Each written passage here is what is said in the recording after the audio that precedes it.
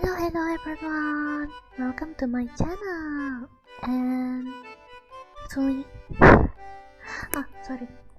Actually, it's already pretty late here, but before I sleep, I feel like reading you all a story.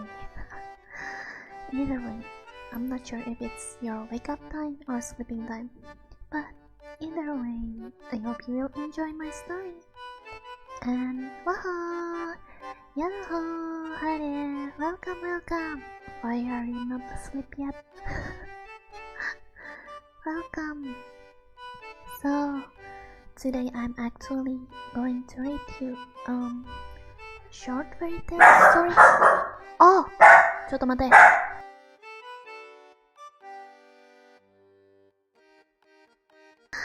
Sorry about that! My dog just suddenly barked when someone came up from another room. Please forgive me about that. Oh, Luna, Yusa! Welcome! And Latte. Yeah, she's supposed to be asleep, but suddenly she wakes up just when someone opened the door. Oh wait, I forgot to show the chat box, oh my god. Why are you two not asleep yet? Latte? Latte is my dog, the one that just barked. Yes, Latte is Luna's dog. That's right, the corgi one. Oh, now she's barking again. Okay, so once more, I'm going to read you. What was the name? Oh, okay, a short fairy tale by Hans Christian Andersen. So, if you know story of a little mage girl, I'm going to read that one. And there is actually a warning from the website. So it's a vintage fairy tale and may contain violence. So we would encourage parents to read beforehand if your child is sensitive to such things.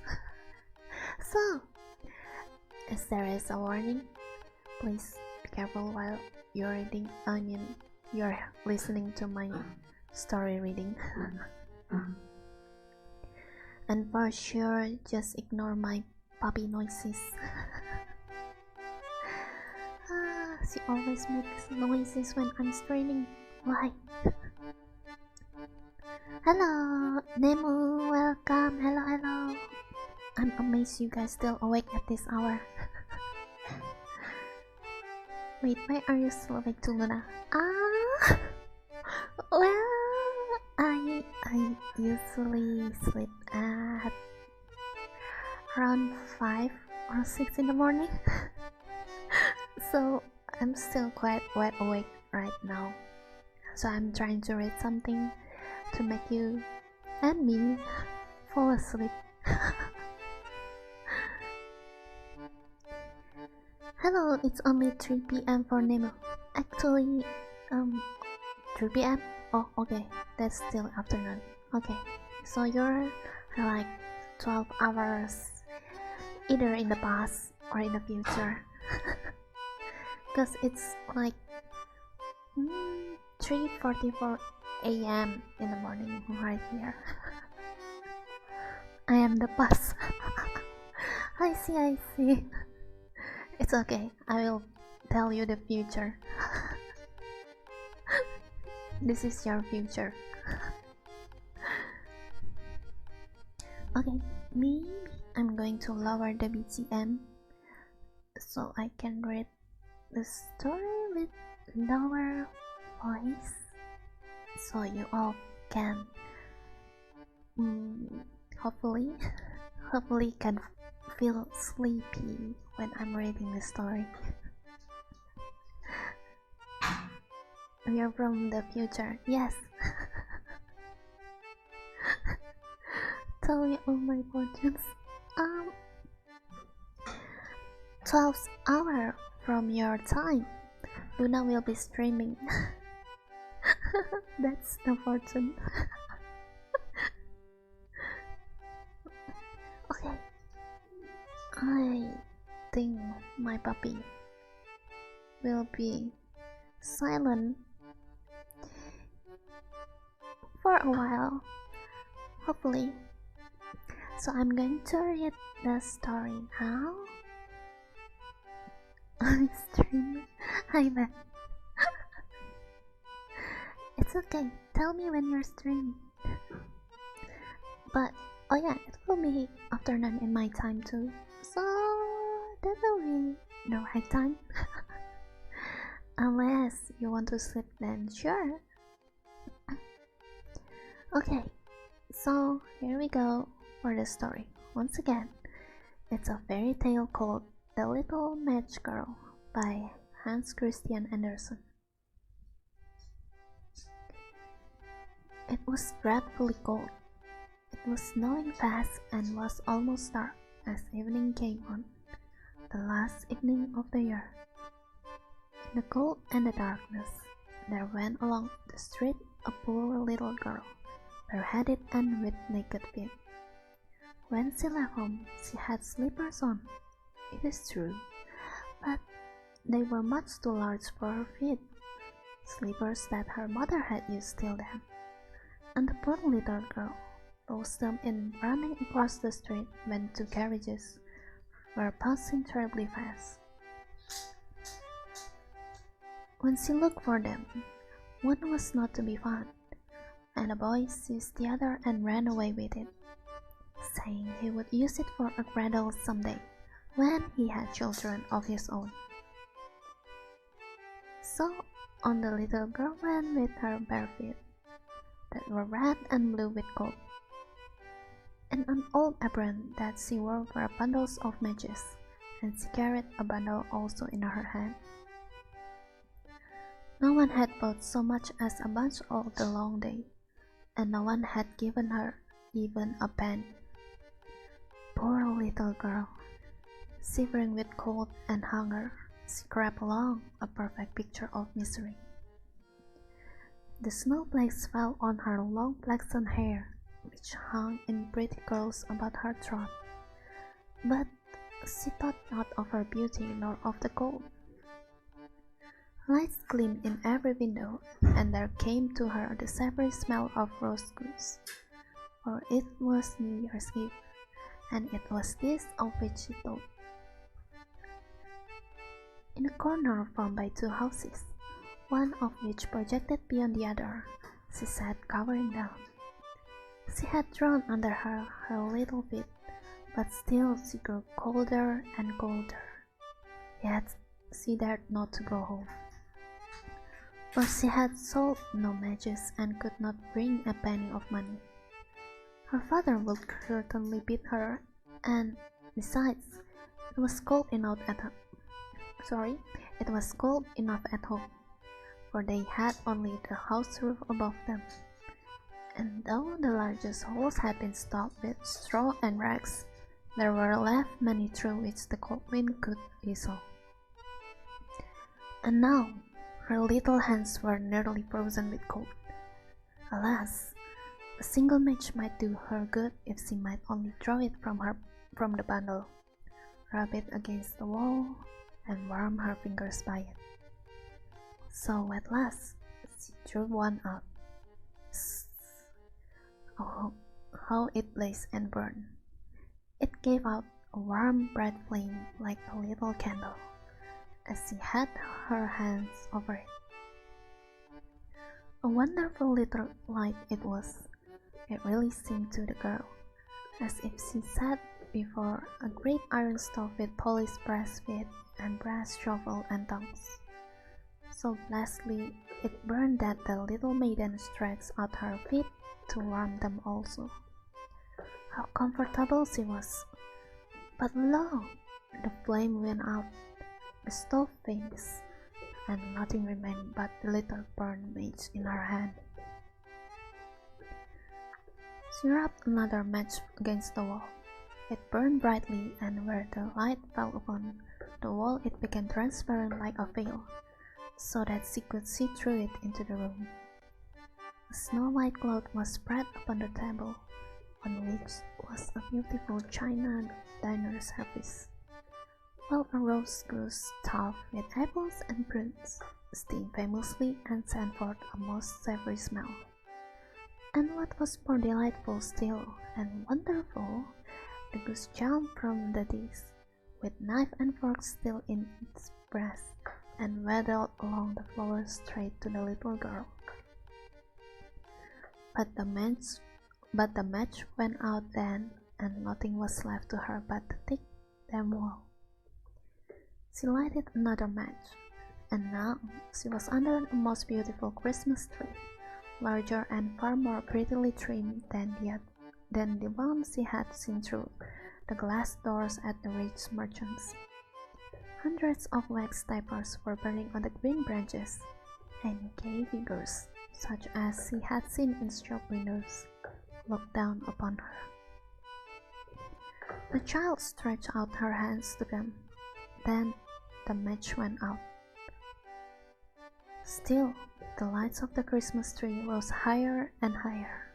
She saw them now as stars in heaven, and one of them fell, forming a long trail of fire. Oops. "No, someone is dying," murmured the child softly, for her grandmother, the only person who had loved her and who was now dead, had told her that whenever a star falls, a soul mounts up to God. She struck yet another match against the wall, and again it was light, and in the brightness there appeared before her the dear old grandmother, bright and radiant, yet sweet and mild, and happy as she had never looked on earth. "Oh, grandmother," cried the child, "take me with you. I know you will go away when the match burns out. You too will vanish like the warm stove, the splendid New Year's feast, and the beautiful Christmas tree." Unless her grandmother should disappear, she rubbed the whole bundle of matches against the wall, and the matches burned with such a brilliant light that it became brighter than noonday. Her grandmother never looked so grand and beautiful. She took the little girl in her arms, and both flew together, joyously and gloriously, mounting higher and higher, far above the earth, and for them there was neither hunger nor cold nor care. They were with God. But in the corner, at the dawn of day, sat the poor girl, leaning against the wall, with red cheeks and smiling mouth, frozen to death on the last evening of the old year. Stiff and cold she sat, with the matches, one bundle of which was burned. She wanted to warm herself, poor little thing, people said. No one imagined what sweet visions she had had, or how gloriously she had gone with her grandmother to enter upon the joys of a new year. Right, and that's how the story ends. What do you guys think? It's a pretty short story, and I didn't plan to stream that long, so it's perfect for me. But yeah, this is dark. Who likes? I know, right? I mean, it's dark, but kind of a happy ending for the poor little girl. As said that no one loved her but her grandmother, so yeah.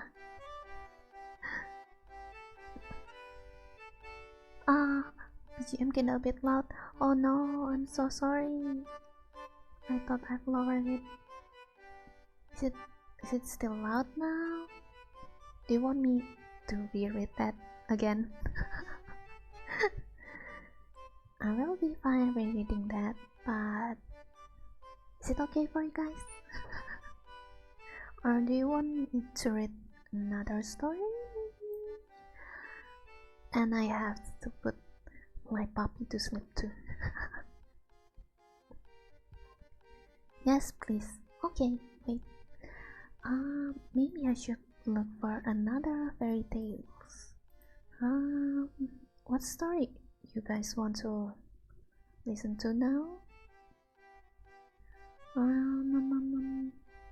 There is the Snow Queen, the Little Mermaid, the Nightingale, and where is the Snow Woman? And there is also Snow White and the Seven Dwarfs, the Queen Bee, and what is it? The Enchanted Canary. Oh, there's also the 12 Dancing Princesses. So, anything you would like to hear? Or is the Wolf and the Seven Little Kids? Should we read The Little Mermaid? Although I'm not sure if it's going to end up a happy ending like the Disney one. Wait, the fourth one? Which one is the fourth one again?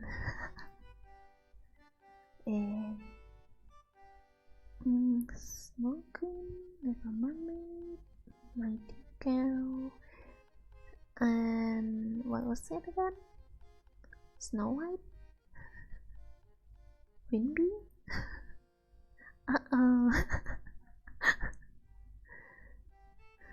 They were like, no, I'm thankful, but how am I supposed to respond to that? Don't worry, Nemo, I like you too.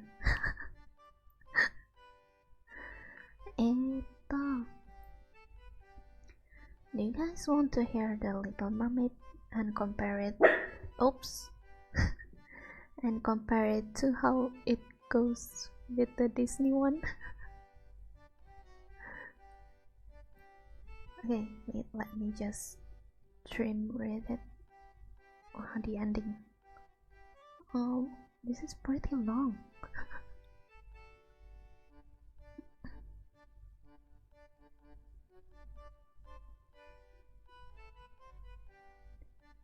Okay, it's also quite dark because it's by Hans Christian Andersen and his story is always dark, so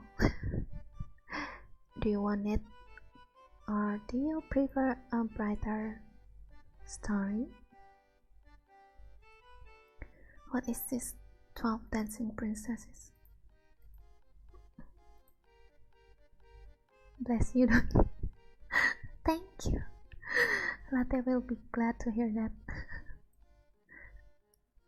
Okay, wait. How about this one?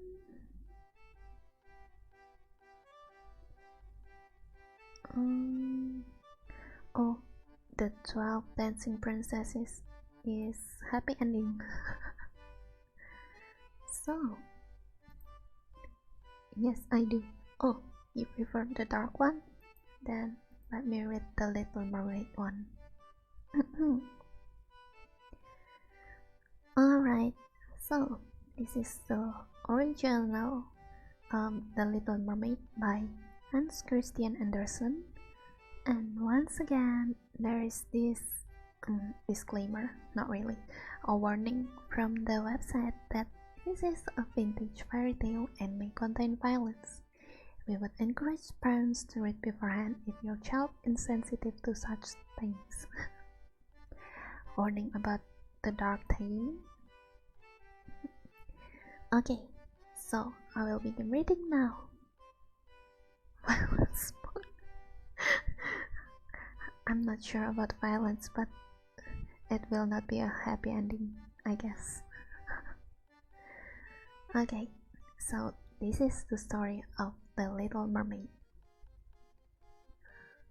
Far out in the ocean, where the water is as blue as the prettiest cornflower and as clear as crystal, it is very, very deep. So deep indeed that no cable could sound it, and many church steeples piled one upon another. would not reach from the ground beneath to the surface of the water above. There dwell the sea king and his subjects. We must not imagine that there is nothing at the bottom of the sea but bare yellow sand. No, indeed, for on this sand grow the strangest flowers and plants, the leaves and stems of which are so pliant that the slightest agitation of the water causes them to stir as if they had life. Fishes, both large and small, glide between the branches as birds fly among the trees here upon land. In the deepest spot of all stands the castle of the sea. Its walls are built of coral, and the long Gothic windows are of the clearest amber. The roof is formed of shells that open and close as the water flows over them. Their appearance is very beautiful, for in each lies a glittering pearl which would be fit for the diadem of a queen. The sea king had been a widower for many years, and his aged mother kept house for him. She was a very sensible woman, but exceedingly proud of her high birth, and on that account wore 12 oysters on her tail, while others of high rank were only allowed to wear 6. She was, however, deserving of very great praise, especially for her care of the little sea princesses, her 6 granddaughters. They were beautiful children, but the youngest was the prettiest of them all. Her skin was as clear and delicate as a rose leaf, and her eyes as blue as the deepest sea. But, like all the others, she had no feet, and her body ended in a fish tail. All day long they played in the great halls of the castle, or among the living flowers that grew out of the walls. The large amber windows were open, and the fish swam in, just as swallows fly into our houses when we open the windows. Only the fishes swam up to the princesses, hid out of their hands, and allowed themselves to be stroked. Outside the castle, there was a beautiful garden, in which grew bright red and dark blue flowers, and blossoms like flames of fire. The fruit glittered like gold, and the leaves and stems waved to and fro continually. The earth itself was the finest sand, but blue as the flame of burning sulphur. Over everything lay a peculiar blue radiance, as if the blue sky were everywhere, above and below, instead of the dark depths of the sea. In calm weather, the sun could be seen, looking as a reddish pepper flower with light streaming down from the calyx. Each of the young princesses had a little plot of ground in the garden, where she might dig and plant as she pleased. One arranged her flower bed in the form of a whale, another preferred to make hers like the figure of a little mermaid, while the youngest child made hers round like the sun, and in it grew flowers as red as his rays at sunset. She was a strange child, quiet and thoughtful, while her sisters showed delight at the wonderful things which they obtained from the wrecks of vessels. She cared only for her pretty flowers, red like sun, and a beautiful marble statue. It was the representation of a handsome boy, carved out of pure white stone, which had fallen to the bottom of the sea from a wreck. She planted by the statue a rose-colored weeping willow. It grew rapidly and soon hung its fresh branches over the statue, almost down to the blue sands. The shadows had the color of violet and waved to and fro like the branches, so that it seemed as if the crown of the tree and the root were at play, trying to kiss each other. Nothing gave her so much pleasure as to hear about the world above the sea. She made her old grandmother tell her all she knew about the ships and of the towns, the people and the animals. To her, it seemed most wonderful and beautiful to hear that the flowers of the land had fragrance, while those below the sea had none, that the trees of the forest were green, and that the beasts among the trees could sing so sweetly that it was a pleasure to listen to them. Her grandmother called the birds fishes, or the little mermaid would not have understood what was meant, for she had never seen birds. "When you have reached your 15th year," said the grandmother, "you will have permission to rise up out the sea and sit on the rocks in the moonlight, while the great ships go by sailing. Then you will see both forests and towns." In the following year, one of the sisters would be 15, but as each was a year younger than the other, the youngest would have to wait 5 years before her turn came to rise up from the bottom of the ocean to see the earth as we do. However, each promised to tell the others what she saw on her first visit and what she thought was most beautiful. Their grandmother could not tell them enough. There were so many things about which they wanted to know. None of them longed so much for her turn to come as the youngest, she who had the longest time to wait and who was so quiet and thoughtful. Many nights she stood by the open window,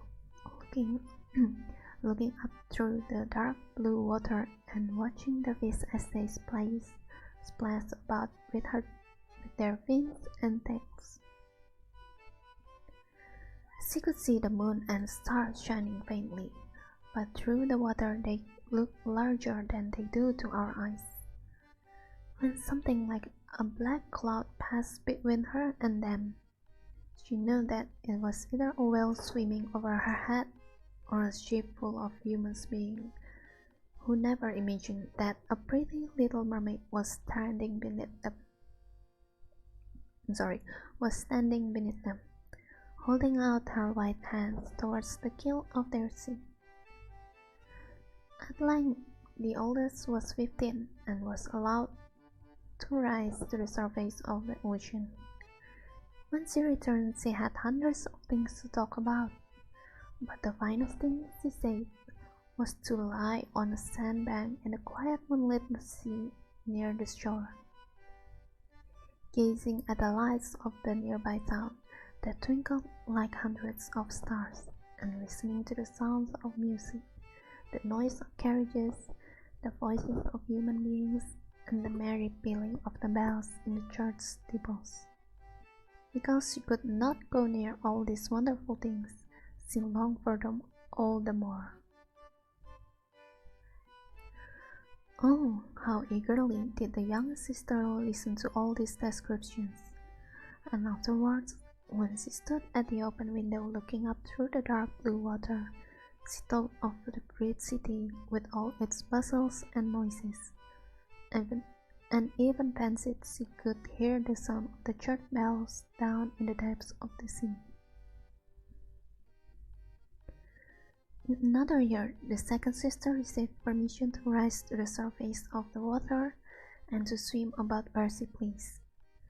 She rose just as the sun was setting, and this, she said, was the most beautiful sight of all. The whole sky looked like gold and violet and rose-colored clouds, which she could not describe if tread across it. And more swiftly than the clouds flew a large flock of wild swans towards the setting sun, like a long white field across the sea. She also swam towards the sun, but it sank into the waves, and the rosy tints faded from the clouds from the sea. The third sister turned followed, and she was the boldest of them all, for she swam up a broad river that emptied into the sea. On the banks she saw green hills covered with beautiful vines, and palaces and castles peeping out from amid the broad trees of the forest. She heard birds singing and felt the rays of the sun so strongly that she was obliged often to dive under the water to cool her burning face. In a narrow grate, she found a large group of little human children, almost naked, sporting about in the water. She wanted to play with them, but they fled in a great fright. And then a little black animal. It was a dog, but she did not know that it was a dog, for she had never seen one before. Came to the water and barked at her so furiously that she became frightened and rushed back to the open sea. But she said she should never forget the beautiful forest, the green hills, and the pretty children who could swim in the water although they had no tails. Wait, let me drink for a while.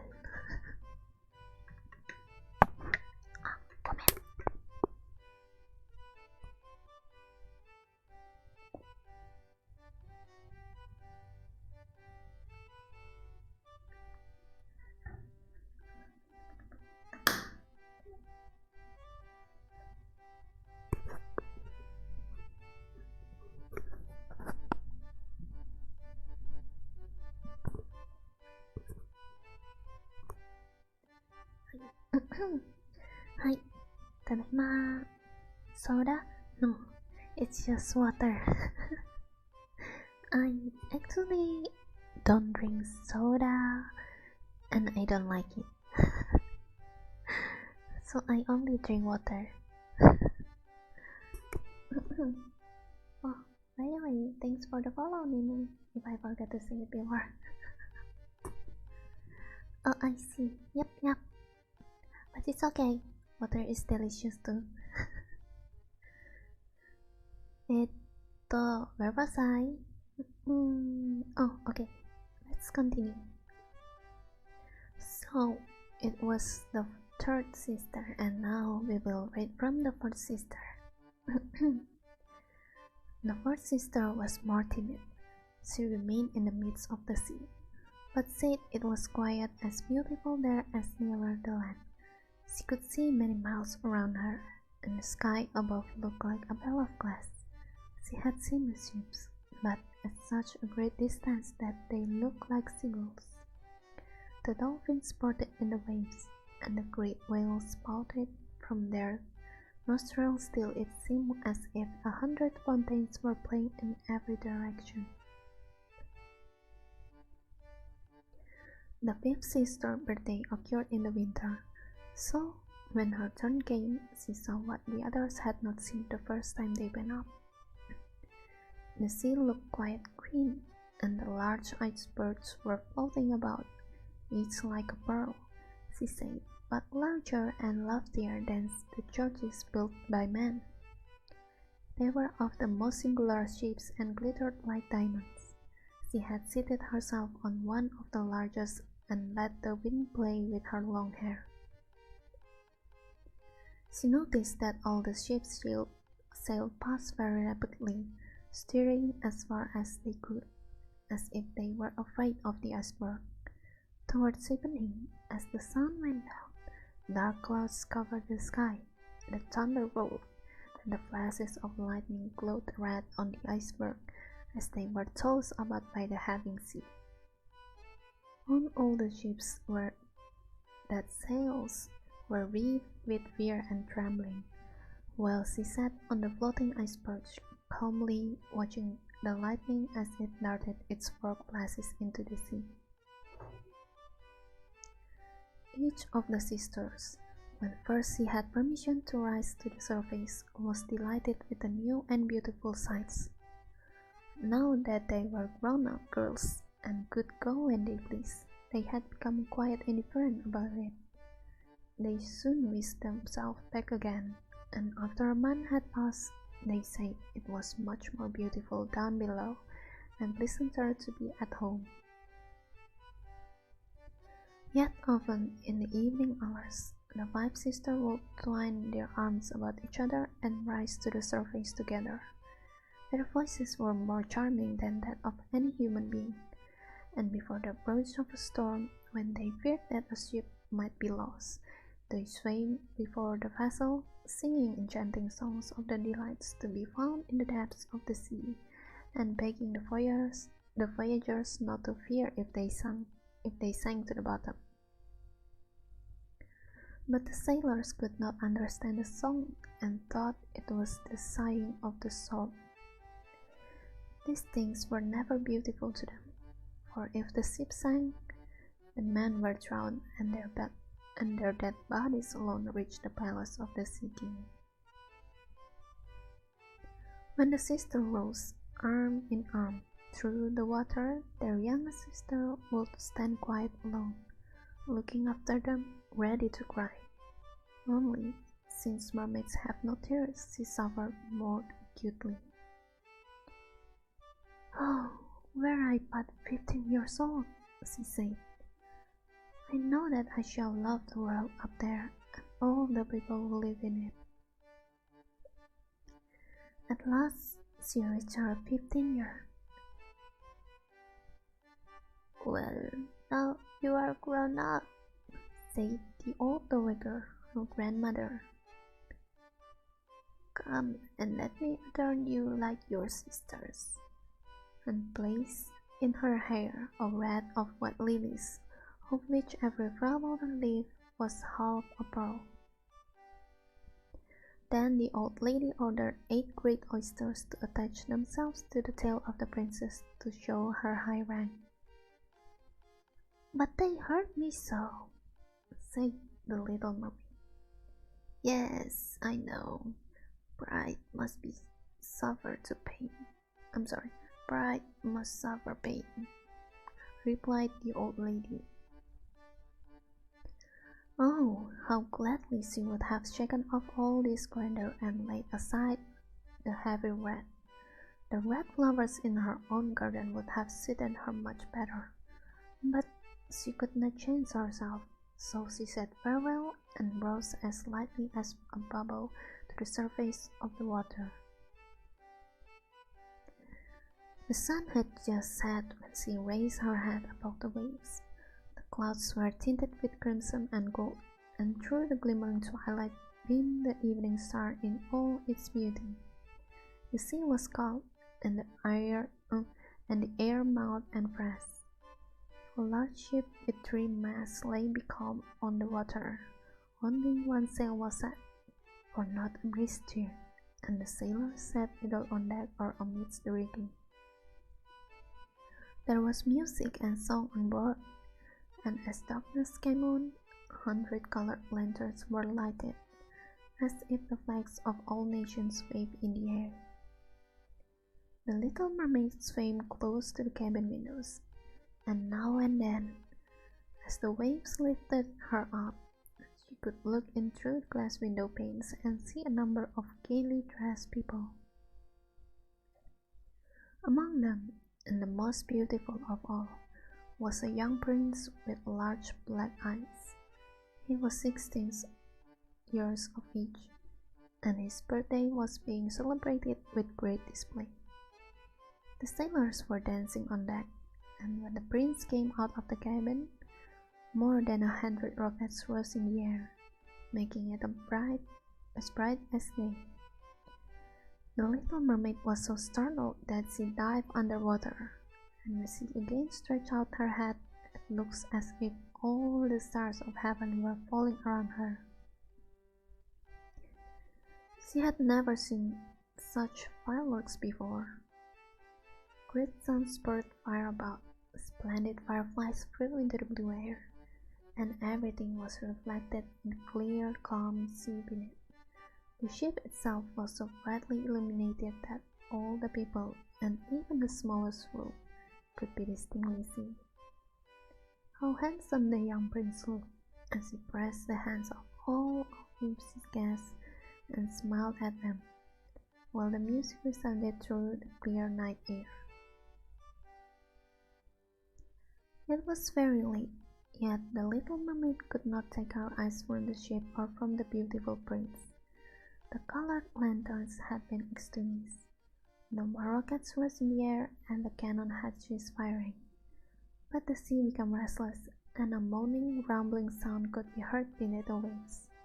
Still, the little mermaid remained by the cabin window, walking up and down on the water so that she could look within. After a while, the sails were quickly set, and the ship went on her way. But soon the waves rose higher, heavy clouds darkened the sky, and lightning appeared in the distance. A dreadful storm was approaching. Once more, the sails were furled, and the great ship pursued her flying course over the raging sea.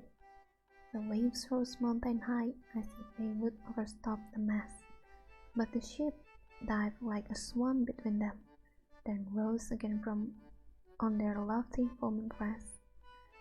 To the little mermaid this was pleasant sport, but not so to the sailors. At length the ship groaned and creaked. The thick planks gave way under the lashing of the sea. As the waves broke over the deck, the mainmast snapped asunder like a reed, and as the ship lay over on her side, the water rushed in. The little mermaid now perceived that the crew were in danger. Even she was obliged to be careful, to avoid the beams and planks of the wreck which lay scattered on the water. At one moment it was pitch dark, so that she could not see a single object. But when a flash of lightning came, it revealed the whole sea. She could see everyone who had been on board except the prince. When the ship parted, she had seen him sink into the deep waves, and she was glad, for she thought he would now be with her. Then she remembered that human beings could not live in the water, so that when he got down to her father's palace, he would certainly be quite dead. No, he must not die. So she swam about among the beams and planks which strewed the surface of the sea, forgetting that they could crush her to pieces. Diving deep under the dark waters, rising and falling with the waves, she at length managed to reach the young prince, who was fast losing the power to swim in that stormy sea. His limbs were failing him, his beautiful eyes were closed, and he would have died had not the little mermaid come to his assistance. She held his head above the water and let the waves carry them where they would. In the morning the storm had ceased, but the ship of not a single fragment could be seen. The sun came up red and shining out of the water, and its beam brought back the hue of health to the prince's cheeks, but his eyes remained closed. The mermaid kissed his high, smooth forehead and stroked back his wet hair. He seemed to her like a marble statue in her little garden. So she kissed him again and wished that he might live.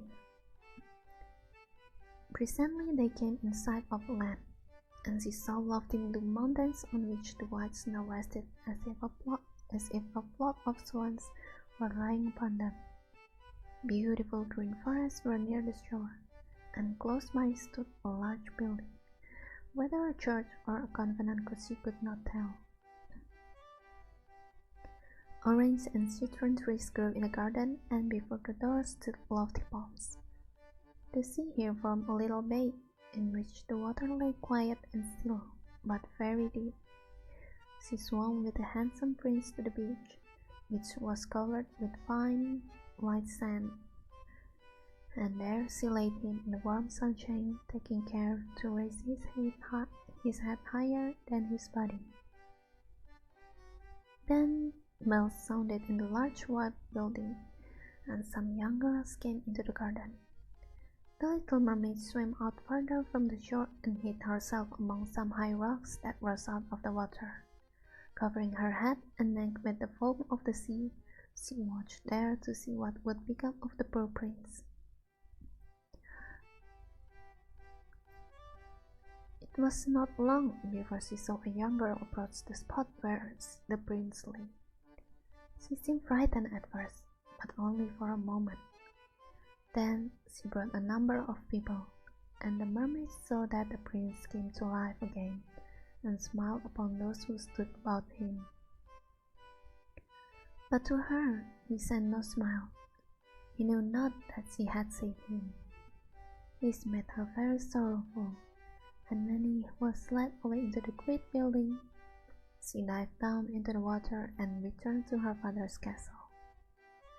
She had always been silent and thoughtful, and now she was more so than ever.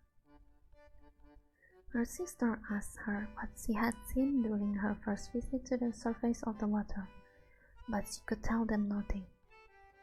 Many an evening and morning did she rise to the place where she had left the prince. She saw the fruits in the garden ripen and watched them gathered. She watched the snow on the mountain tops melt away, but never did she see the prince, and therefore she always returned home more sorrowful than before. It was her only comfort to sit in her own little garden and fling her arm around the beautiful marble statue, which was like the prince. She gave up tending her flowers, and they grew in wild confusion over the paths, twining their long leaves and stems around the branches of the trees so that the whole place became dark and gloomy. At length she could bear it no longer and told one of her sisters all about it. Then the others heard the secret, and very soon it became known to several mermaids, one of whom had an intimate friend who happened to know about the prince. She had also seen the festival on board ship, and she told them where the prince came from and where his palace stood. "Come, little sister," said the other princesses. Then they intertwined their arms and rose together to the surface of the water, near the spot where they knew the prince's palace stood. It was built of bright yellow, shining stone and had a long flight of marble steps, one of which reached quite down the sea. Splendid gilded cupolas rose over the roof, and between the pillars that surrounded the whole building stood lifelike statues of marble. In the center of the largest salon, a fountain threw its sparkling jets high up into the glass cupola of a ceiling, through which the sun shone in upon the water and upon the beautiful plants that grew in the basin of the fountain. Now that the little mermaid knew where the prince lived, she spent many an evening and many a night on the water near the palace.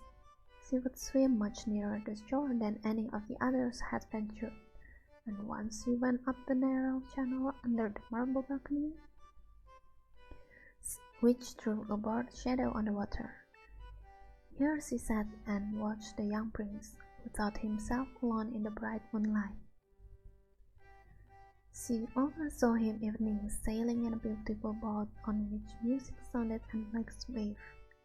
She peeped out from among the green grasses, and if the wind caught her long silvery white veil, those who saw it believed to be a swan spreading out its wings. Many a night, too, when the fishermen set their nets by the light of their torches, she heard them relate many good things about the young prince, and this made her glad that she had saved his life when he was tossed about half dead on the waves. She remembered how his head had rested on her bosom and how heartily she had kissed him, but he knew nothing of all this and could not even dream of her. She grew more and more to like human beings, and wished more and more to be able to wander about with those whose world seemed to be so much larger than her own. They could fly over the sea in ships and mount the high hills which were far above the clouds and the lands they possessed, their woods and their fields, stretched far away beyond the reach of her sight. There was so much that she wished to know, but her sister was unable to answer all her questions. She then went to her old grandmother, who knew all about the upper world, which she rightly called the lands above the sea. "If human beings are not drowned," asked the little mermaid, "can they live forever? Do they never die, as we do here in the sea?" "Yes," replied the old lady. "They must also die, and their term of life is even shorter than ours. We sometimes live for 300 years, but when we choose to exist here, we become only foam on the surface of the water and have not even a grave among those we love. We have not immortal souls. We shall never live again. Like the green sea when once it had been cut off. We can never flourish more. Human beings, on the contrary, have souls which live forever, even after the body has been turned to dust.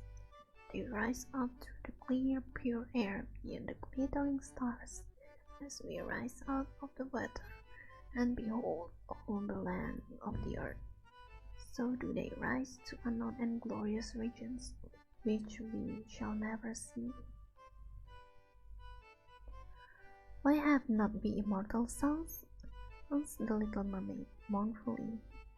"I would gladly give all the hundreds of years that I have to live to be a human being only for one day, and to have the hope of knowing the happiness of that glorious world above the stars." "You must not think that," said the old woman. "We believe that we are much happier and much better off than human beings." "So I shall die," said the little mermaid, "and as the foam of the sea I shall be driven about, never again to hear the music of the waves or to see the pretty flowers or the red sun. Is there anything I can do to win an immortal soul?" "No," said the old woman, "unless a man should love you so much that you were more to him than his father or his mother, and if all his thoughts and all his love were fixed upon you, and the priest placed his right hand in yours, and he promised to be true to you here and hereafter, then his soul would glide into your body, and you would obtain a share in the future happiness of mankind.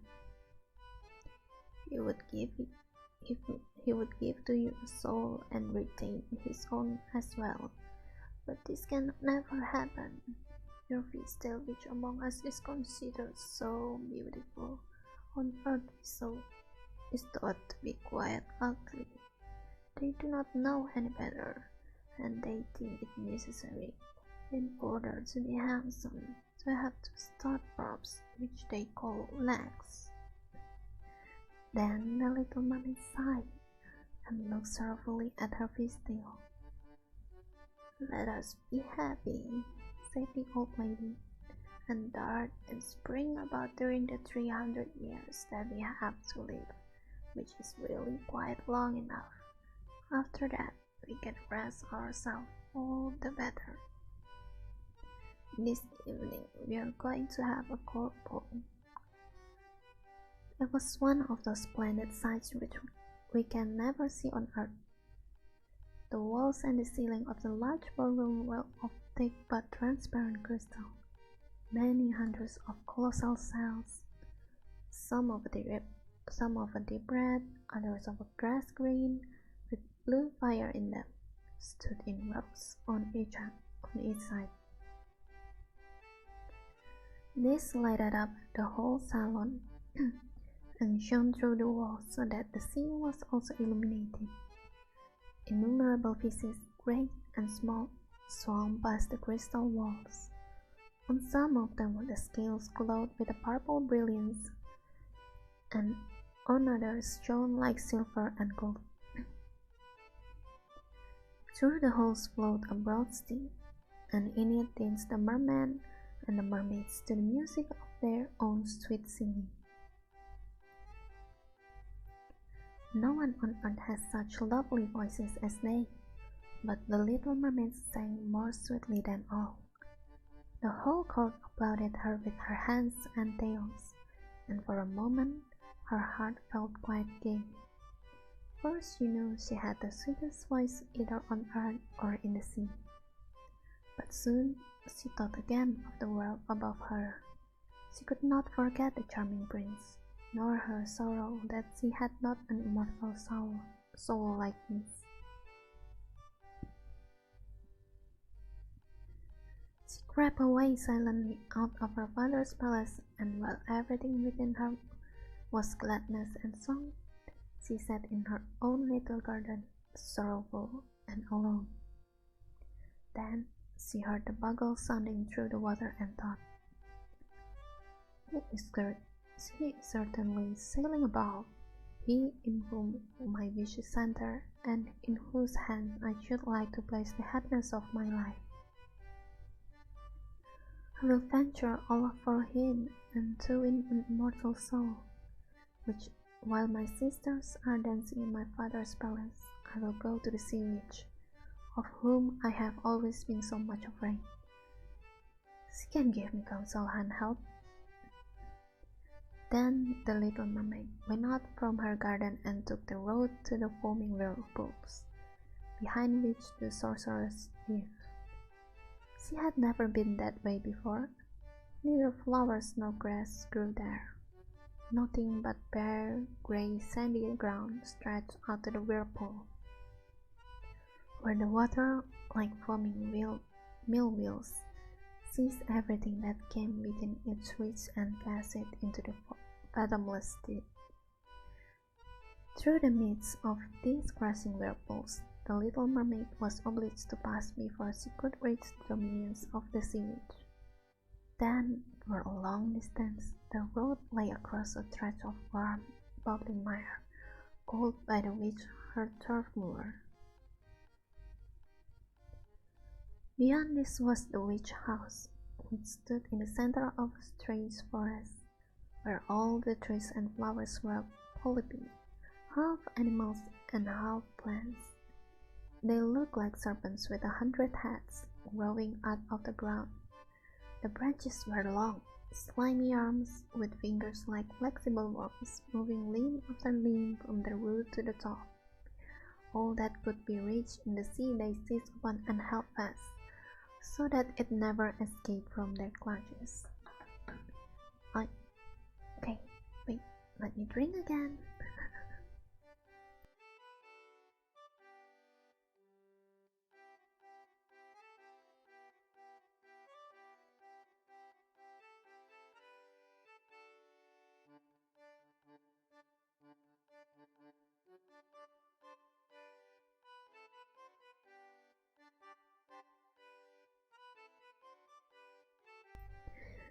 Okay, I'm back.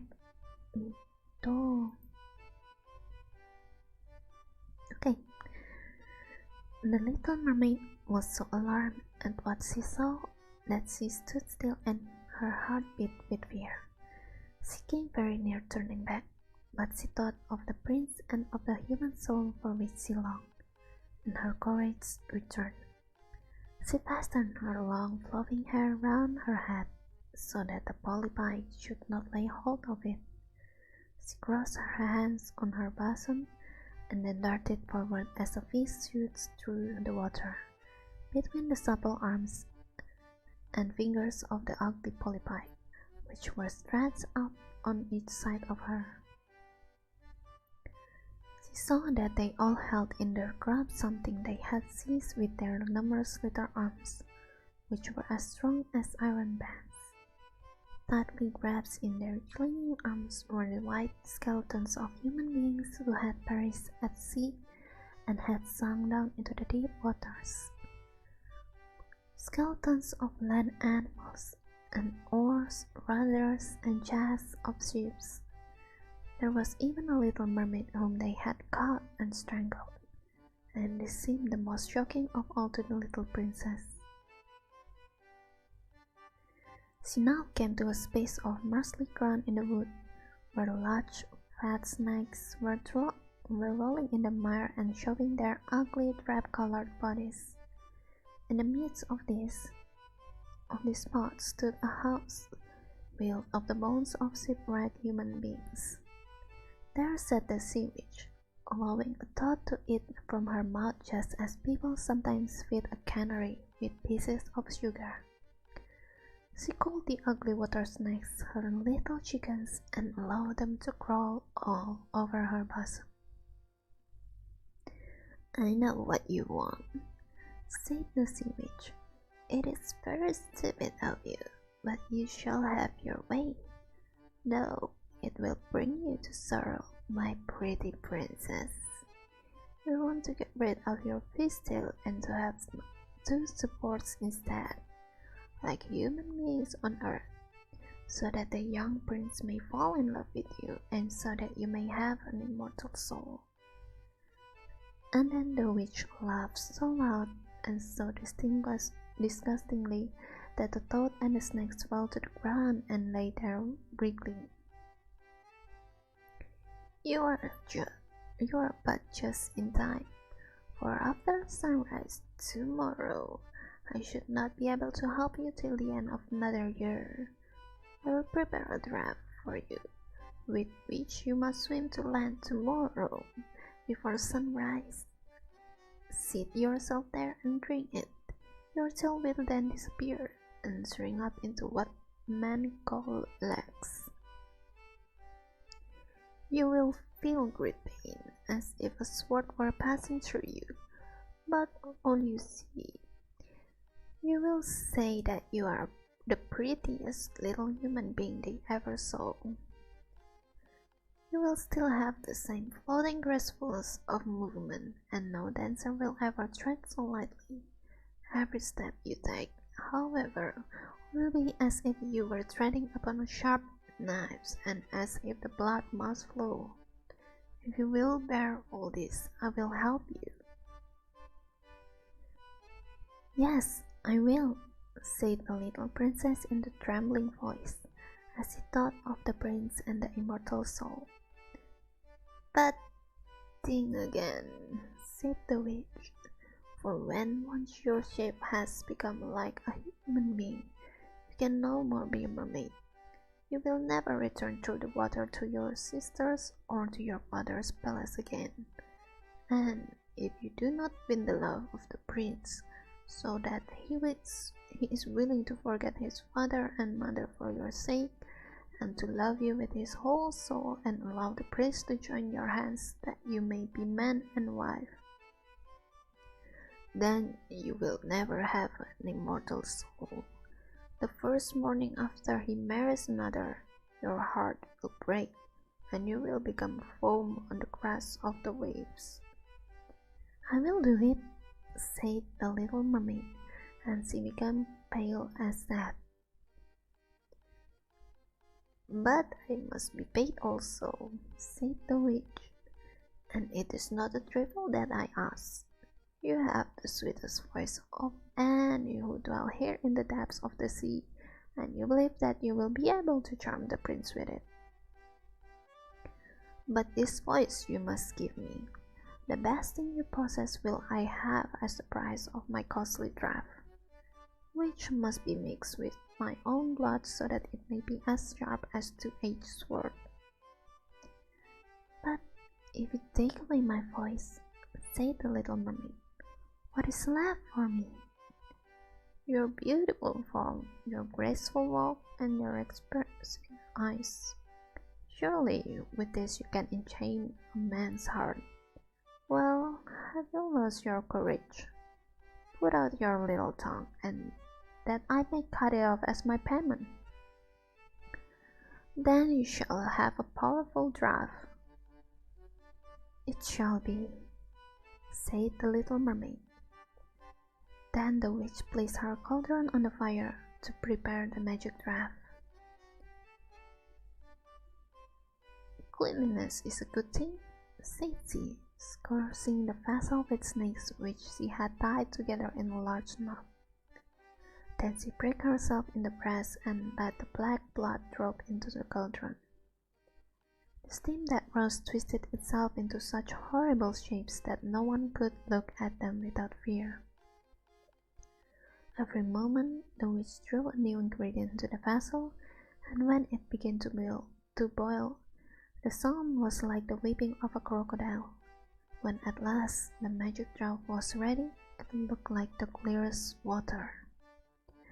"There, it is for you," said the witch. Then she cut off the mermaid's tongue so that she would never again speak or sing. "If the polypi should seize you as you return through the wood," said the witch, "throw over them a few drops of the potion, and their fingers will be torn into 1,000 pieces." But the little mermaid had no occasion to do this, for the polypi sprang back in terror when they caught sight of the glittering draught, which shone in her hand like a twinkling star. So she passed quickly through the wood and the marsh, and between the rushing willows. She saw that in her father's palace the torches in the ballroom were extinguished, and that all within were asleep. But she did not venture to go into them, for now that she was dumb and going to leave them forever, she felt as if her heart would break. She stole into the garden, took a flower from the flower bed of each of her sisters, kissed her hand towards the place 1,000 times, and then rose up through the dark blue waters. The sun had not risen when she came in sight of the prince's palace and approached the beautiful marble steps, but the moon shone clear and bright. Then the little mermaid drank the magic draught, and it seemed as if a two-edged sword went through her delicate body. She fell into a swoon and lay like one dead. When the sun rose and shone over the sea, she recovered and felt a sharp pain. But before her stood the handsome young prince. He fixed his coal black eyes upon her so earnestly that she cast down her own, and then became aware that her fishtail was gone and that she had as pretty a pair of white legs and teeny feet as any little maiden could have. But she had no clothes, so she wrapped herself in her long, thick hair. The prince asked her who she was and whence she came. She looked at him mildly, and sorrowfully with her deep blue eyes, but could not speak. He took her by the hand and led her to the palace. Every step she took was as the witch had said it would be. She felt as if she were treading upon the points of needles or sharp knives. She bore it willingly, however, and moved at the prince's side as slightly as a bubble, so that he and all who saw her wondered at her graceful swing movements. She was very soon arrayed in costly robes of silk and muslin and was the most beautiful creature in the palace. But she was dumb and could neither speak nor sing. Beautiful female servants, dressed in silk and gold, stepped forward and sang before the prince and his royal parents. One sang better than all the others, and the prince clapped his hands and smiled at her.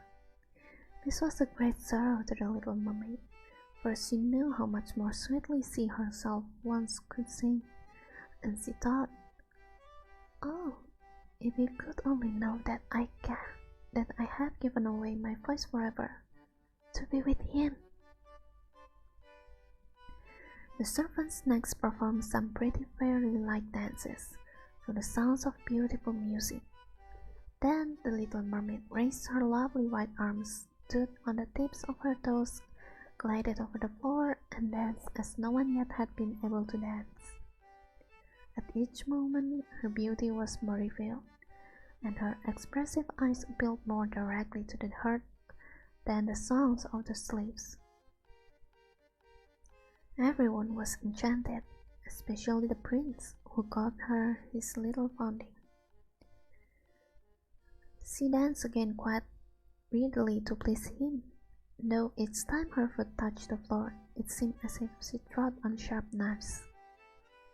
The prince said she should remain with him always, and she was given permission to sleep at his door on a velvet cushion. He had a page dress he made for her, that she might accompany him on horseback. They rode together through the sweet-scented woods, where the green boughs touched their shoulders, and the little birds sang among the fresh leaves. She climbed with him to the tops of high mountains, and although her tender feet bled so that even her steps were marked, she only smiled and followed him till they could see the clouds beneath them, like a flock of birds flying to distant lands.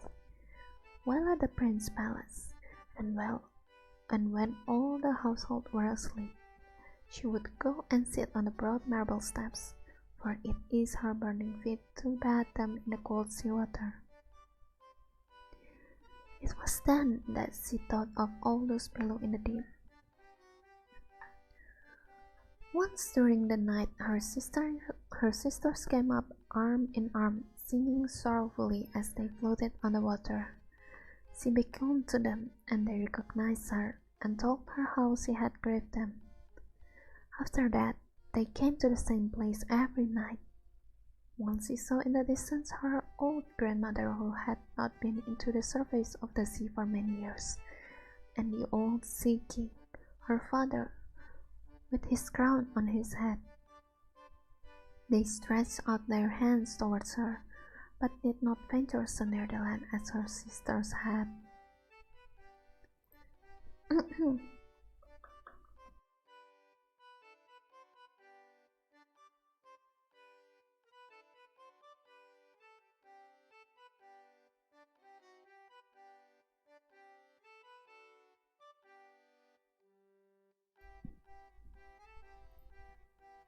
As the day passed, she loved the prince more dearly, and he loved her as one would love a little child. The thought never came to him to make her his wife. Yet, unless he married her, she could not receive an immortal soul, and on the morning after his marriage with another, she would dissolve into the foam of the sea.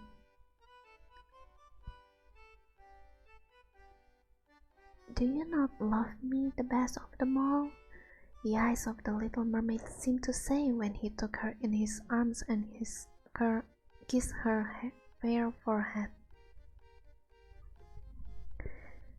"Yes, you are dear to me," said the prince, "for you have the best heart and you are the most devoted to me.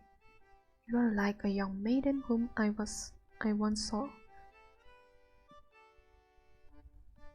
but whom I shall never meet again. I was in a ship that was wrecked, and the waves cast me ashore near a holy temple where several young maidens performed the service. The youngest of them found me on the shore and saved my life. I saw her but twice, and she is the only one in the world whom I could love. But you are like her, and you have almost driven her image from my mind. She belongs to the holy temple, and good fortune has sent you to me in her stead. We will never part." "He knows not that it was I who saved his life," thought the little mermaid. "I carried him over the sea to the wood where the temple stands. I sat beneath the foam and watched till the human beings came to help him. I saw the pretty maiden that he loves better than he loves me." The mermaid sighed deeply, but she could not weep. "He says the maiden belongs to the holy temple. Therefore, she will never return to the world. They will meet no more. I am by his side and see him every day. I will take care of him and love him, and give up my life for his sake." Very soon it was said that the prince was to marry, and that the beautiful daughter of a neighboring king would be his wife, for a fine ship was being fitted out. Although the prince gave out that he intended merely to pay a visit to the king, It was generally supposed that he went to the court the princess. A great company were to go with him. The little mermaid smiled and shook her head. She knew the prince thought better than any of the others. "I must travel," he said to her. I must see this beautiful princess. My parents desire it, but they will not oblige me to bring her home as my bride. I cannot love her, because she is not like the beautiful maiden in the temple, whom you resemble.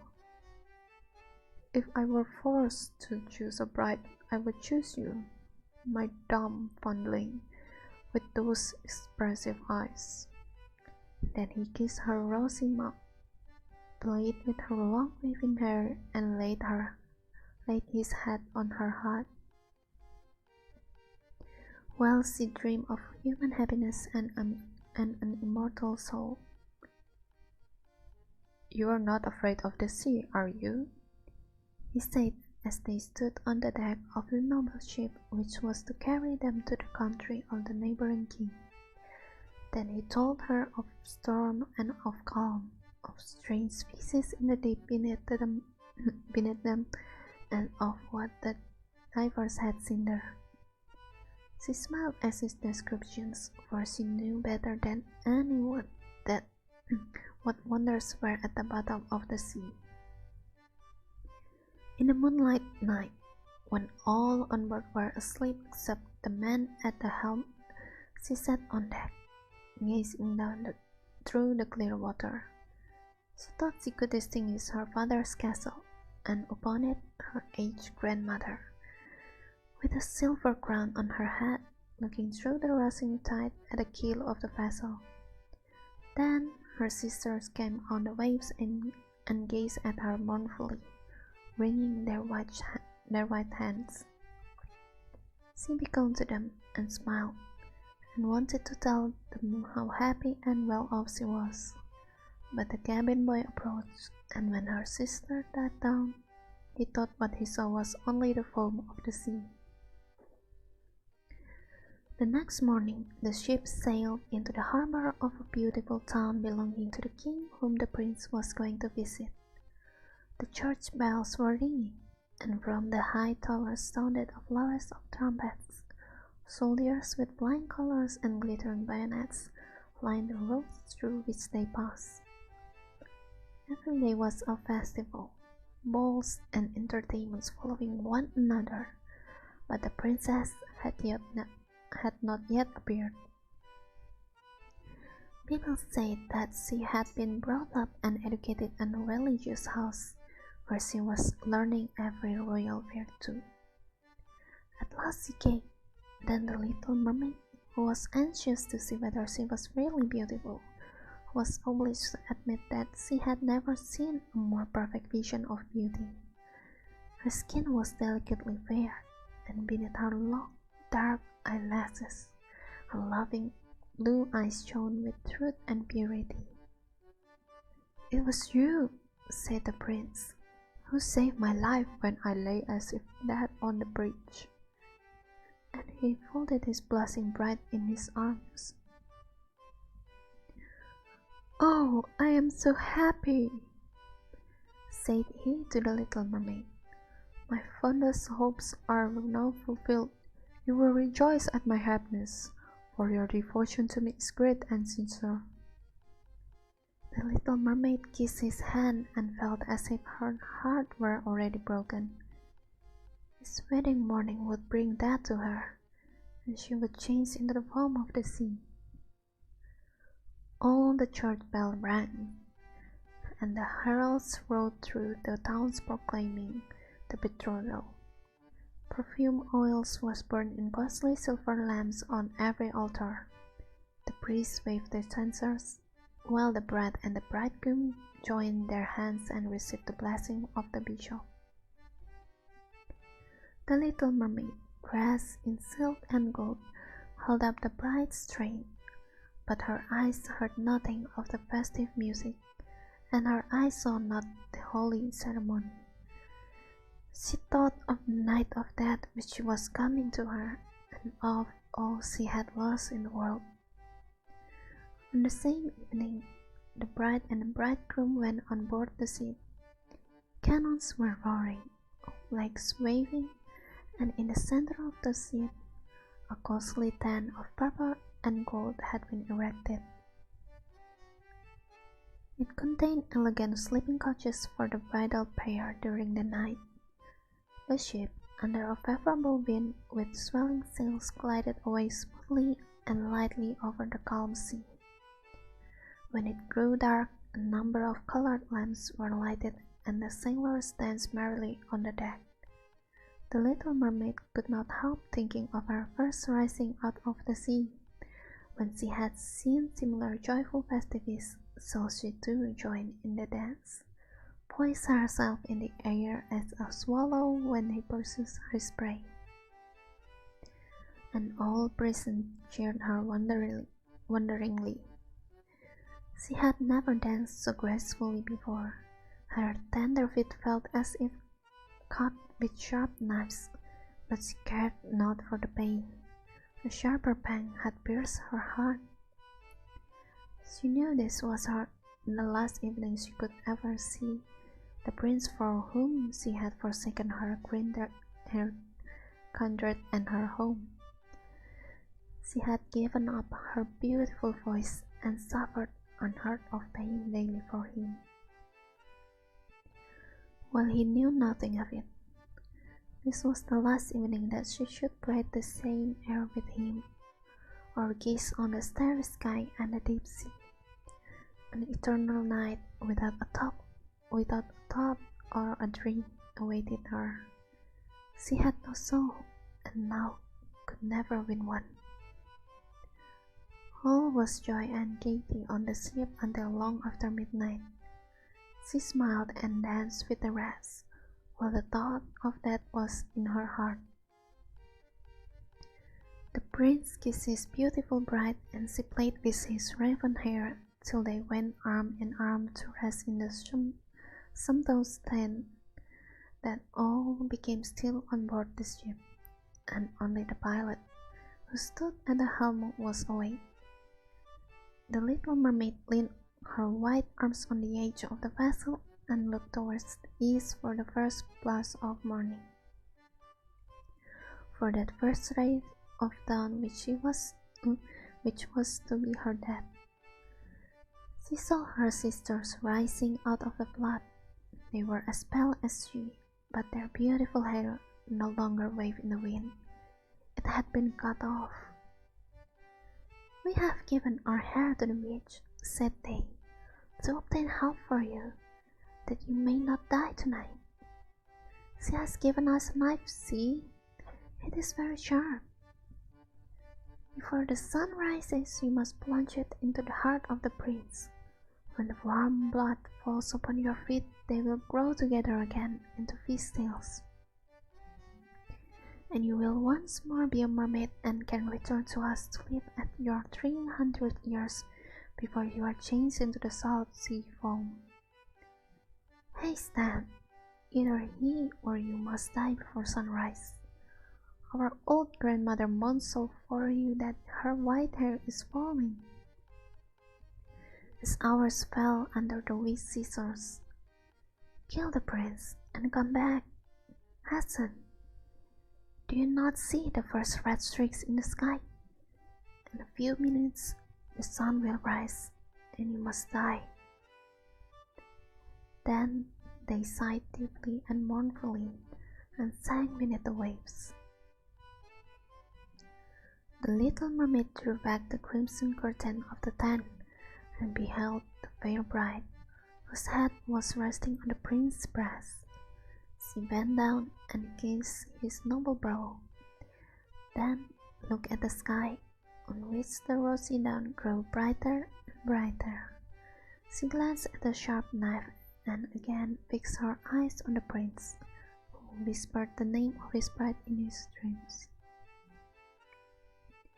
She was in his thoughts, and the knife trembled in the hand of the little mermaid, but she flung it far from her into the waves. The water turned red where it fell, and the drops that spurted up looked like blood.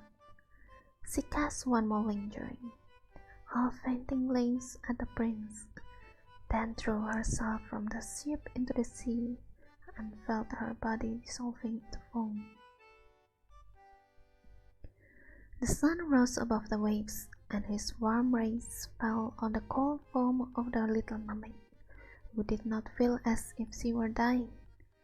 She saw the bright sun and hundreds of transparent beautiful creatures floating around her. She could see through them the white sails of the ships and the red clouds in the sky. Their speech was melodious, but could not be heard by mortal ears, just as their bodies could not be seen by mortal eyes.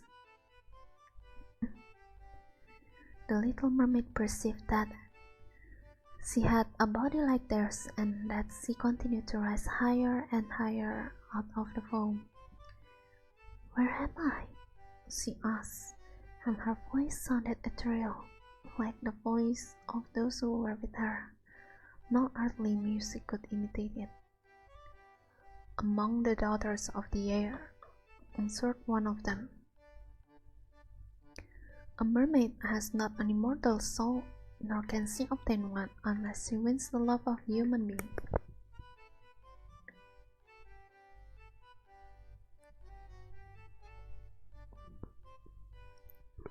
On the will of another hangs her eternal destiny.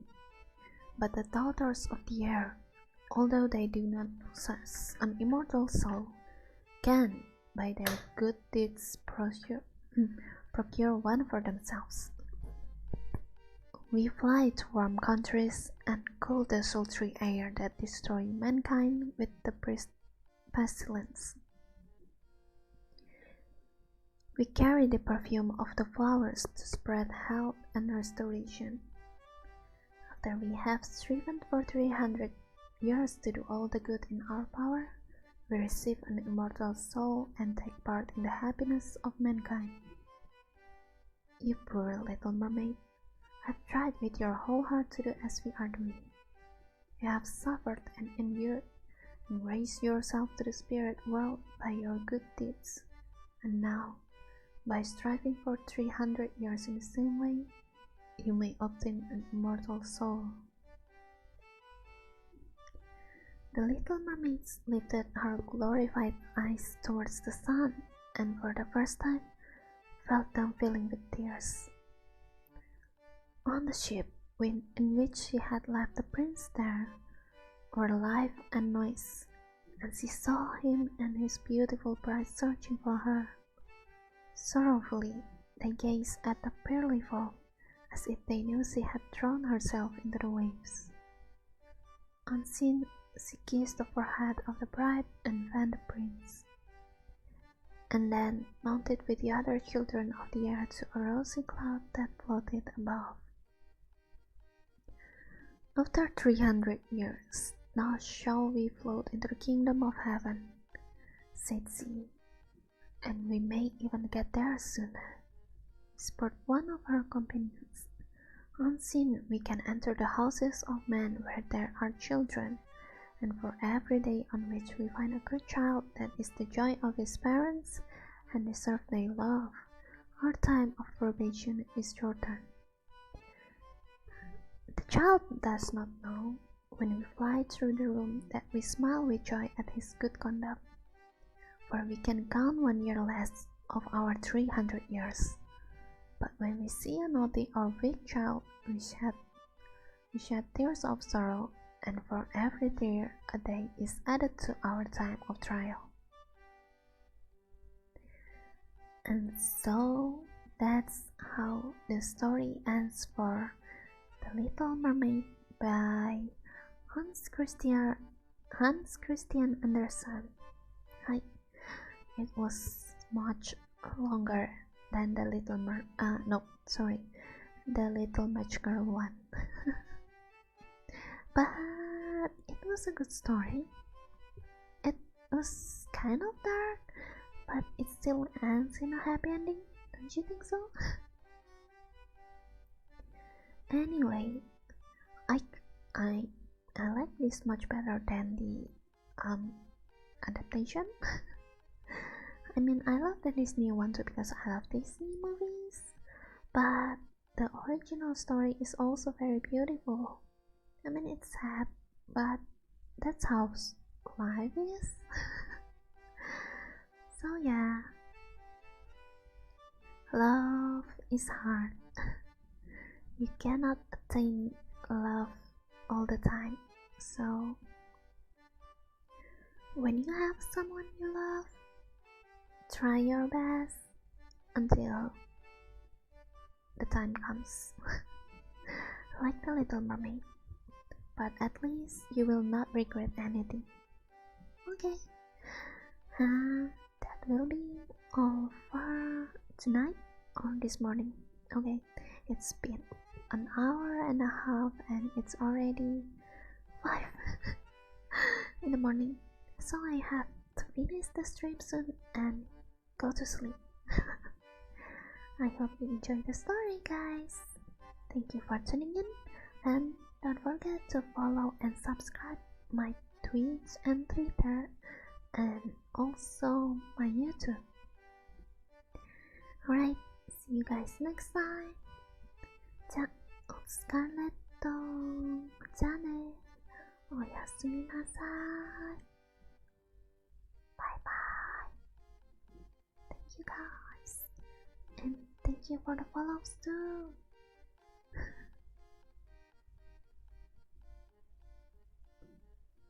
Nemu and Rose, thank you for the follows.